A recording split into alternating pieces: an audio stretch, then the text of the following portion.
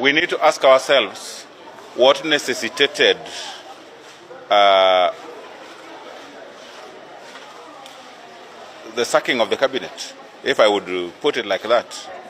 And the president himself promised, you know the words he used, there is an opportunity for him to constitute our broad-based cabinet, free of corruption and many other things.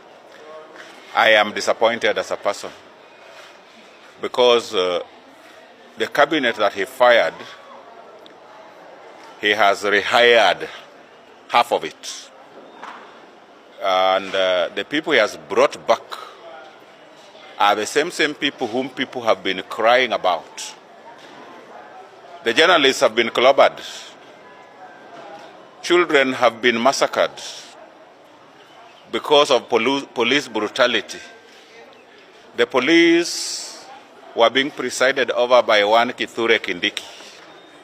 We acknowledge he is a brilliant man, but bringing him back to the same docket, it's as if the president is telling us that all we have been saying and doing are nonsense.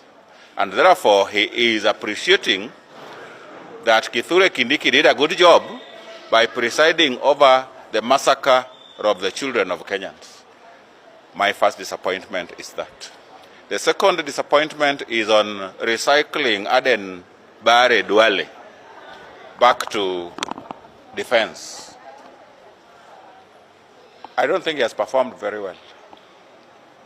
And even letting the armed forces loose in the street was his brainchild. So President is endorsing all those things that people think were bad. And that is why I am disappointed. I don't think we have a legislature that we can rely on.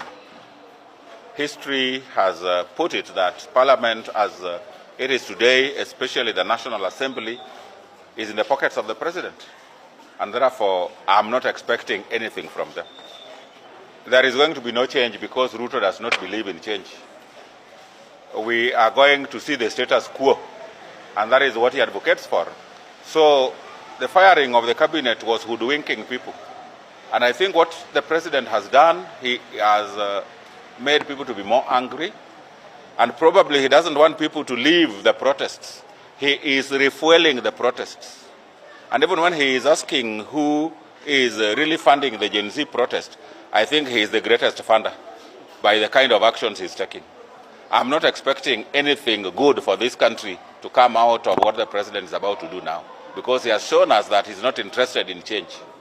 The pressure must be exerted, because dictators only listen to pressure. And I think where we have reached now, the president has shown that he's a kind of a dictator.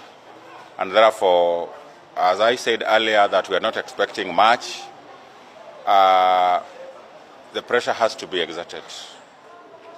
I don't want to speak for Raila, but people are disappointed by that kind of action because he cannot be the one sanitizing a rotten government all the time. He should have left Ruto to carry his own cross, because after all, the Kenya Kwanza said they don't need Raila. And the chorus has been, let him not come in. We are not going to give him nusu mkate. Why is he now angling for that nusu mkate? It is a disappointment.